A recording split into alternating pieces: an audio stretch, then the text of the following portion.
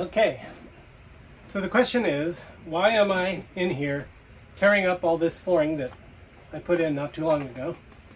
And so I'll answer that. But before I do, I want to say actually the Grip Strip flooring has actually been pretty amazing for an RV because you can put it in sections. You can slide it under your slide out and cut out pieces and fit it around stuff. So it's actually really good to install. But the problem that I've had in here is that the stuff's pretty flexible and soft, and it has anywhere there's an imperfection in the floor, then this will slowly conform to that imperfection, and you look across the floor and it looks like lumpy, or you'll see seams if you've done a repair in the floor or anything like that. Basically you can't hide anything with this, and so I didn't never like that very much. After a few months, the thing just didn't really look that good. But what happened that finally forced me to tear this out is that the toilet, I had not gotten a very good seal in the toilet, and unbeknownst to me, the toilet had been leaking a little bit of water when you would try to flush it. And because this stuff is completely water resistant and it was caulked in, the toilet was caulked onto it, the water didn't leak onto the floor, it leaked under the flooring. So it took me a while to notice this was happening, and by the time I did, literally like half the RV had water seeped under the floor. I mean, it had, not half, I'm exaggerating, but I mean it was a lot of area. I just had to start ripping flooring out to get the water out under it. And I'll tour you around in a minute, but the other thing that's interesting is if you get any leaking from your slide outs or from anything else, if it seeps in it can seep in under the floor and you just never know it. I'll show you one spot I found that. So that's been a challenge. Now, how to replace this has been really the thing that I've struggled with, and I will show you what I'm replacing it with here in a little while.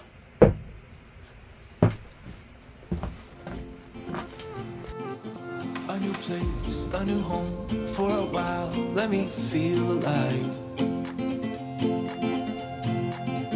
Nothing to hold me back, take my time, just enjoy the ride. A new man passing by, life is good, best I've ever felt. Get me up, something new. Okay, so things are kind of a disaster here, but this is an important test. Before I'm thinking to replace this flooring, I'm going to do a thickness test to see if the new flooring that I'm looking at, which is quite a bit thicker, will impact the functioning of the slide. So what I figured out is that this HardieBacker, which I had scraps of it laying around in the shop over there, it combined with the existing flooring is the same exact thickness as the brand new flooring that would be in here. So I don't have to rip this flooring out. I could just lay this HardieBacker on here and I can try it. Now, the other thing is you got to make sure the slide doesn't scratch the new flooring. So the question is, could I have a rug on top of the new flooring to keep it from scratching when the slide comes in? This may not be what I actually do when I have the flooring in here, but what I might do is install some like adhesive thin layer of carpet to the leading edge, to the edge of the bottom half of the slide, so that when it slides along the floor it doesn't like scrape it, because right now it's like a hard plasticky fiberglassing material, so it tends, if there's like a pebble or dirt in there, it just scrapes along the floor. So anyway, that's what we're going to test right now and see how this works.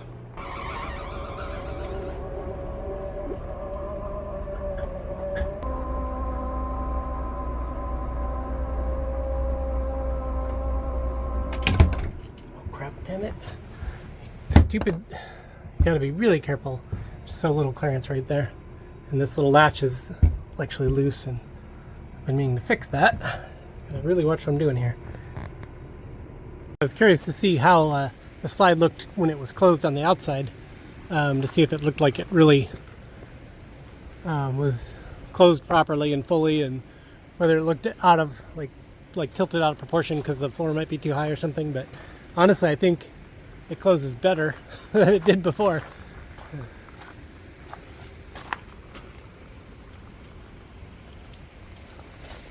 I really don't see any problem here. It looks really good. So far I'm saying this is a good test. Yeah, so she's completely closed, sitting on the HardieBacker and on the little rugs. And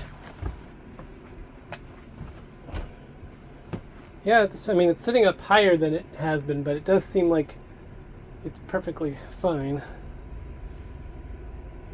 I'm going to examine everything a little closer before I commit to this new flooring, but yeah, I think this is going to be okay. So this glued down floor is, well, I mean, it's easier to pull up than grouted tile, but it is still quite a bit of prying and trying to unstick it. The problem is the glued, you can get the flooring off the glue, but it's hard to get the glue off the floor. And then the problem is, of course, this is the same floor that I overlaid with this concrete overlay, which I should have done a better job prepping that. And in a few places it's actually pulled the concrete off of the original wood floor, you know, the overlay. So I've got this disaster now where in some places I'm down to peeled up plywood, and then some places I've got some of the original overlay that I put on, and then in other places it's this layer of glue. So it's yeah, if I had to reconsider everything, I'm not even sure what I would do at this point, but just working on getting this cleaned up as I can. And I'm actually going back and chipping away some of the original grout from the tile, because I should have done that better in the first place, like right here, some of that. And then I'm gonna have to do some sort of new overlay on this, which I'm working on right now. So that's what's going on with doing this. But in general, I love the grip strip flooring. It really does hold up well. It's just that it only is, I mean, it's a perfect application in an RV, but only if the floor you start with is really perfect, because things like this grout will show through on the grip strip with a little lump. Like, you know, you can't have any imperfection, because the grip strips will eventually conform to whatever it's on. So so that's the lesson learned. Get a perfect surface, you can use a grip strip. If not, you got to get something rigid like tile or wood.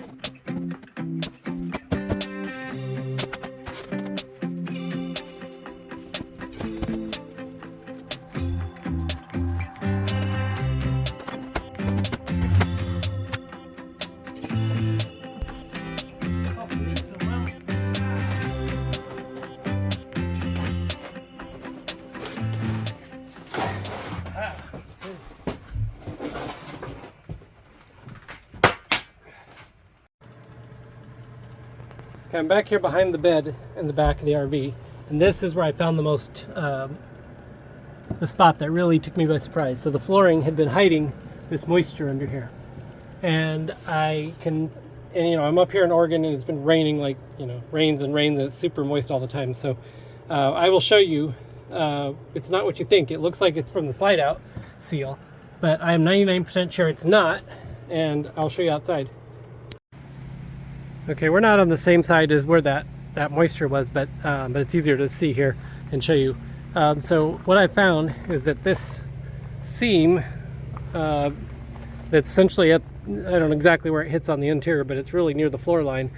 And you can see I've got it really well caulked up, but it seemed, in my experience, that water can get in here and flow like under your flooring, right, like it's right at the floor level. So having this thing sealed really well. Now that leak that we noticed in the bedroom, notice how the RV's parked out over, like backed over the hill here. That's as far as I could reach when I was recently sealing. So I haven't sealed way at the back. So it's exactly where the leak is exactly where I didn't seal it. The other thing that I've learned being up here where it's so wet all the time is that these end caps of the RVs, water can leak at these end caps too. And this one I haven't actually, same reason, because I haven't moved the RV and haven't got on a long enough ladder to get up there and seal it. So that moisture could also be where the end caps, you know, join. So that's something to watch also. And I've had the same problem in the front of the RV where the end caps let water get into the walls. Like these, where the front cap connects up there, that's a real trouble spot on these RVs. And in fact, actually, water was flowing down and into, like, onto the window, and here you can see where water got in and like flowed out. I mean, where this wasn't sealed. So yeah, there is all kinds of potential as these motorhomes age for that kind of stuff. And when, you know, in most climates, you'd probably never even notice it. But man, when you get like 15 or 20 days straight of rain and from every direction and every angle, and it's moist all the time, water does find its way in, and this is like the ultimate test here. So yeah, I'm going to pull the RV up. I'm going to caulk the end cap and that seal really well, make sure it's good and sealed up before I put the new flooring in.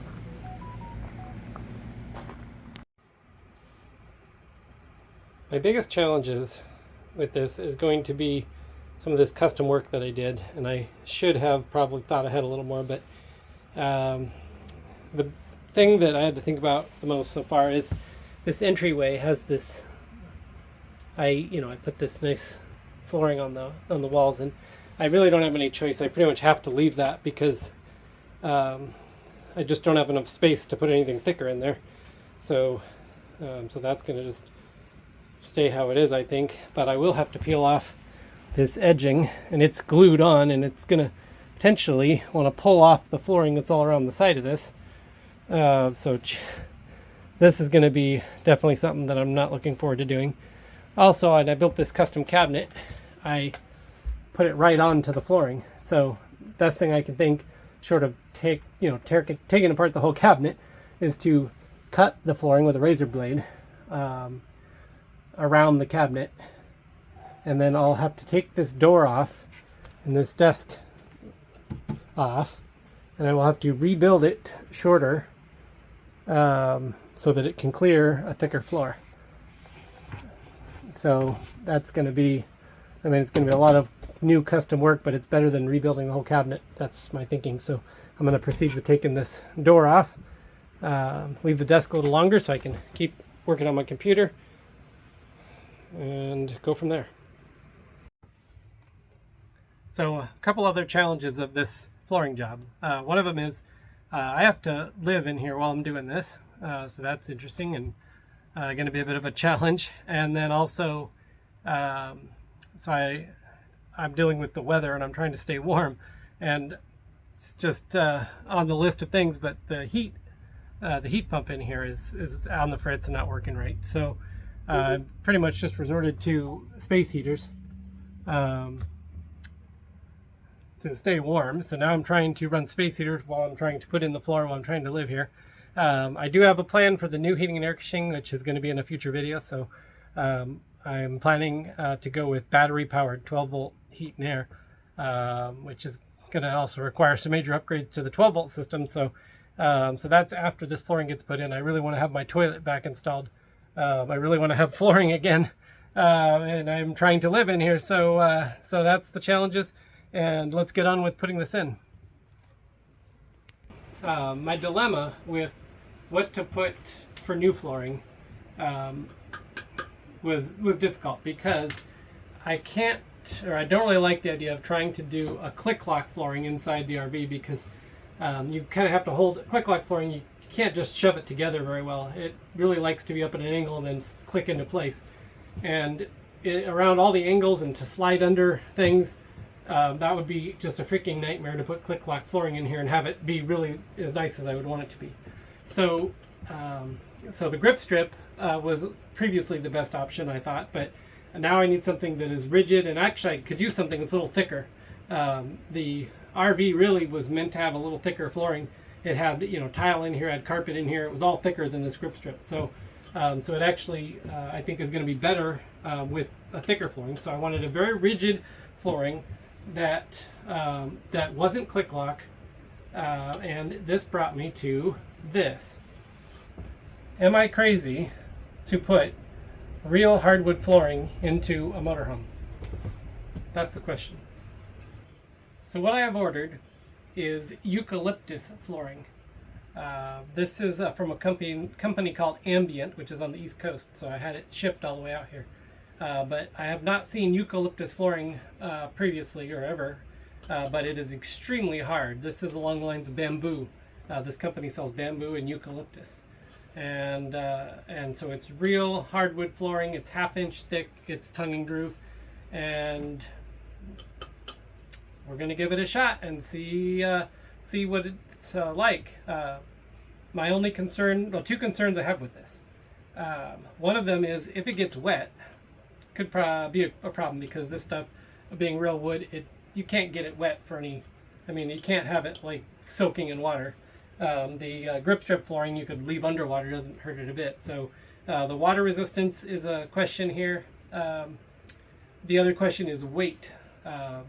The weight of this when it's all installed, I'm going to guess it's going to be around 400 pounds. So that's the question, is are we worried about adding 400 pounds? And the grip strip that I've taken out of here, I would be surprised if that was 200 pounds. So we're doubling the weight probably.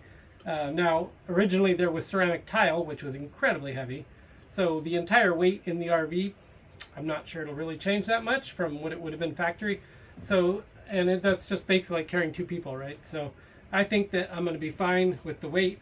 We're going to be really careful to not have water leaking in anywhere, because that would be a big potential problem. But at least being a tongue and groove floor, I think that then the hope is if you keep some spare around, if you had a problem, you could always take it out, put a new piece in. It seems to me this might be pretty easy to work with. At least we're going to find out. And then the last decision of this is just having something, if this is your full-time home, having a flooring that is warm and inviting. This real wood just to me seemed like a good idea. And plus, this eucalyptus smells amazing. So it's gonna be like having an air freshener in here also. Oh, this is working out brilliantly. This edging that I put on here is more adhered to the floor on top here than it is anything else. So you can see I'm going to be able to just pull it off and leave this flooring on the side, I think, and then I will be looking at some sort of new edging, but I don't think I'm going to be able to reuse this, but that's fine. We can deal with that. This what's left, peeling this up. So, I overlaid this with a thin layer of floor leveler, and then I had glued down the new flooring. Well, pulling the flooring up, the glue held on to the floor leveler and pulled the floor leveler right out. So, it's just kind of a disaster. And knowing what a disaster this was, and deciding the flooring I wanted to put on here, I had considered doing an overlay in the entire floor of a 1/4 or 1/2 inch plywood, which probably is not a bad idea. And then just going back to the grip strip flooring.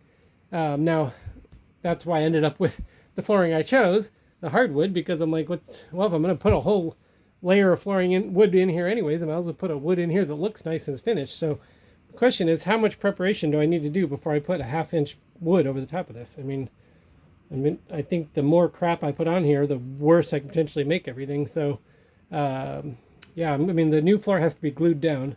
So we're going to be doing glue again. And I don't know, should I put any leveler or filler or anything else in these kind of spots? There's a few of them around. I probably should do something, and I have some good floor patch stuff that I could probably put in here. Or do I just leave it, glue it, and put the 1/2 inch over the top? That's the question.